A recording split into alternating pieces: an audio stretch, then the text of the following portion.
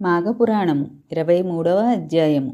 కొంతకాలము కిందట మగధ రాజ్యంలో పురోహిత వృత్తిచే జీవించుచున్న నలుగురు బ్రాహ్మణులుండిరి. నలుగురు కుమార్తెలుండిరి. వారు నిండు యవ్వనవతులై ఉండిరి. కొన్నాళ్లకు ఆ గ్రామపు కోనేటిలో స్నానము చేయుటకొక గురుకుల విద్యార్థి వచ్చెను. బ్రాహ్మణ కన్యలు ఆ యువకుని అందము చూచి మోహించి అతనిని సమీపించి చుట్టుముట్టి తమను వివాహము చేసుకోమని బలవంతము చేయ ఆ బ్రాహ్మణ విద్యార్థికి విద్య పూర్తి కానందున వారి కోరిక నిరాకరించెను. అంతా ఆ కన్యలు కోపంతో నీవు పిశాచివి కమ్మని శపించగా ఆ విద్యార్థియు మీరు కూడా పిశాచాలగుదురుగాక అని ప్రతిశాపమిచ్చుటచే వారంతా పిశాచ రూపములతో ఆ కొలను వద్దనే ఉండి అందర్నీ బాధించి ఆహారము దొరికితే పెనుగులాడుచుండిరి. కొంతకాలమునకు ఒక సిద్ధుడు ఆ కోనేటి దగ్గరకు రాగా ఆ పిశాచముల తల్లిదండ్రులు తమ బిడ్డలకు కలిగిన పిశాచ రూపములు ఎట్లు పోవునని అడిగిరి. ఆ సిద్ధుడు